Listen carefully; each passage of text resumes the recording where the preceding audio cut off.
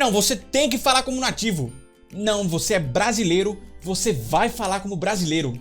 Hoje o assunto é polêmico. Vamos resolver essa história, vai. Vem comigo.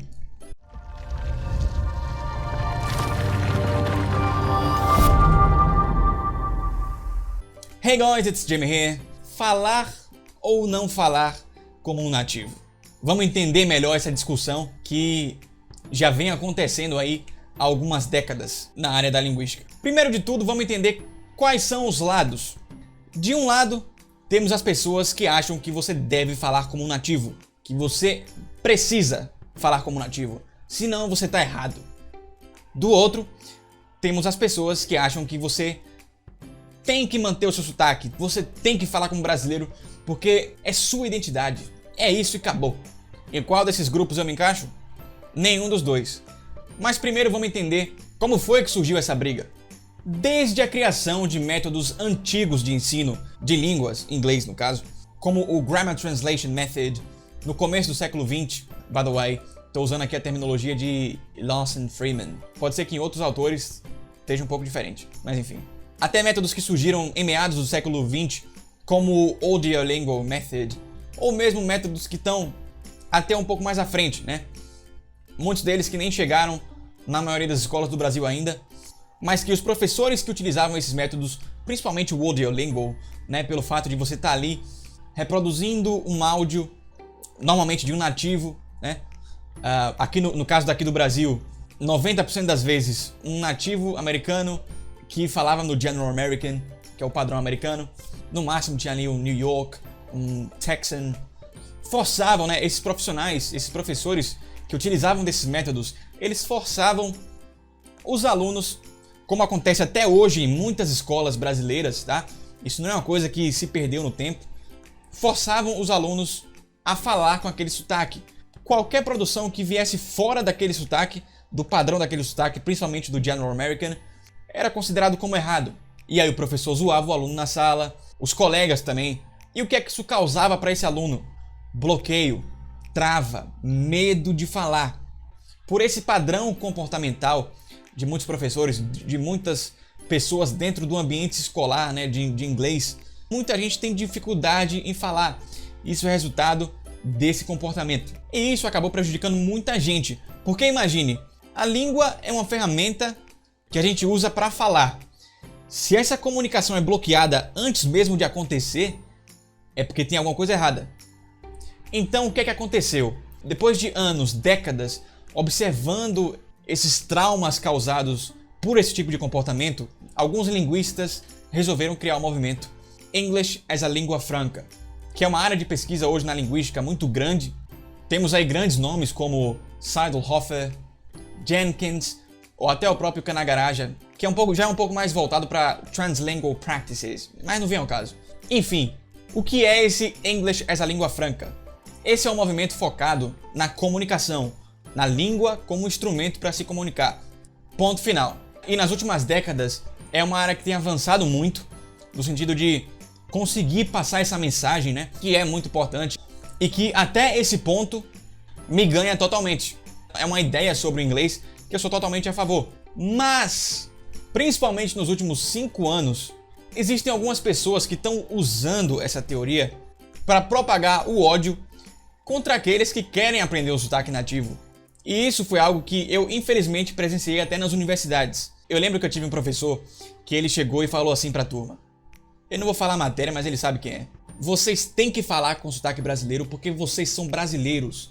Vocês têm que trazer essas marcas do português, que é sua língua nativa, é sua língua mãe. Vocês têm que trazer isso pro inglês, porque isso é sua identidade. Isso é quem vocês são. Não sejam como esses alunos que são meros papagaios, meros Aí nessa hora ele deu uma olhadinha pra mim assim, ó. Que ficam aí falando com sotaque de colonizador e não sei o que, não sei o que. Aí eu fiquei tipo assim. Inclusive, se você estiver assistindo aí, eu não guardo mágoa não, relaxa. Eu entendo. Eu entendo que você pode ter passado por alguma situação traumática, né? Quando, sei lá, caso você tenha estudado numa escola de inglês e aí por algum motivo você está querendo se vingar, está com raiva aí de quem gosta de falar como nativo, de quem quer aprender e quer desenvolver habilidades necessárias para você aprender isso aí. Ou que você talvez, dentro de você aí, você quer falar como nativo, mas você não consegue. Aí você fica com raiva de quem tá ali próximo. Mas eu entendo. O senhor também não foi o único que eu vi tendo esse discurso. Que, inclusive, já vou entrar no meu ponto de vista aqui sobre essa discussão, né? Por que eu não sou nem de um lado nem do outro? Por que eu não acho que você deve falar como nativo ou que você deve falar como brasileiro? E eu vou usar aqui a própria teoria do English as a Língua Franca para rebater esses dois lados. Por que você não deve ser obrigado a falar como nativo? Porque o seu foco, quando você vai falar uma língua, quando você vai aprender uma língua, deve ser sempre a comunicação. Se aprender um sotaque nativo tá te travando, tá te bloqueando, tá te impedindo de manter uma comunicação de qualidade, então você não deve procurar falar como nativo. E olha só, eu sou um dialect coach, eu ensino você a masterizar um sotaque, mas eu tô dando aqui minha opinião sincera. Eu não acho que você precise, que você seja obrigado a aprender um sotaque nativo. Não, você tem que se comunicar. Esse é o básico. Agora, isso não quer dizer que você não possa se interessar, que você não deva aprender um sotaque nativo. Entendeu? Ser obrigado é uma coisa, não poder é outra. Por isso que eu acho que o outro lado tá errado também. Você ser obrigado a falar com o sotaque brasileiro só porque você nasceu nesse país também tá errado. Não tem nada a ver. Eu vivenciei isso na faculdade, certo? Não com todos os professores, mas com alguns. Daqui a alguns anos isso vai estar muito mais forte, certo? Por que eu acho que isso tá errado? Que você tem que falar como brasileiro. I want to do this because e não sei o que. Primeiro que isso também vai de encontro à própria teoria de English as a Língua Franca. Além do foco na comunicação, a gente tem a ideia do inglês como língua global e de que não pode haver uma prescrição do que dizer ou de como dizer. Ou seja, você não pode impor como a pessoa deve falar. Isso vale para um sotaque nativo e para um sotaque não nativo. Da mesma forma que você não pode falar: ah, você tem que aprender o General American, você tem que aprender o OPA. Você também não pode falar: você tem que aprender o sotaque brasileiro, você tem que aprender o sotaque venezuelano. Isso também está errado. O certo, diante da ótica da língua franca raiz, né? Não como muitos distorcem hoje em dia e jogam para esse lado, é de que você deve ser livre para falar como você quer. E essa também é a minha visão. Vou fazer uma analogia aqui com canto. Digamos que cantar as notas certas seja se comunicar. Tem gente que quando canta, eu por exemplo, que não sou um cantor extraordinário, eu vou cantar o quê? Vamos pegar uma música, sei lá, Aleluia. Como é que eu canto? Aleluia. Mas tem cantores que têm técnicas mais avançadas que eu, né, que desenvolveram habilidades que eu não desenvolvi e que tudo bem, que nesse pedacinho que eu cantei aqui, eles vão adicionar vibrato, vão adicionar melismas, vão mudar a melodia, tipo Aleluia. A mensagem, teoricamente, vai ser a mesma, né? Ou parecida. Só que a forma é diferente. A gente não pode negar que a falar inglês com sotaque brasileiro é muito mais fácil, né? Porque a gente usa a nossa língua como base. É daí que as características do sotaque brasileiro vêm. Elas vêm do português. Então pra gente é muito mais fácil falar inglês com sotaque brasileiro. Assim como pra mim é muito mais fácil só cantar as notas puras ali. Que provavelmente se eu tentar fazer um melisma, se eu tentar fazer um vibrato muito bonitinho, eu vou errar, eu vou acabar errando a nota.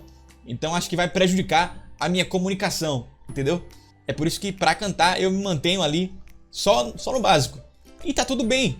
Eu não sou obrigado a cantar fazendo aqueles troços todos de Ariana Grande, de Freddie Mercury. Não sou obrigado a cantar como eles, né?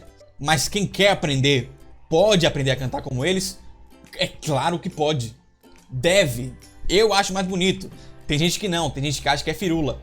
Assim como tem gente que vai ouvir o sotaque brasileiro, vai achar mais bonito que o sotaque americano. Então é isso. Eu também acredito que o seu objetivo na língua importa muito.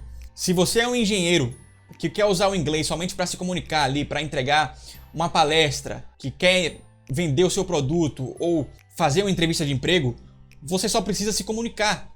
E tá ótimo.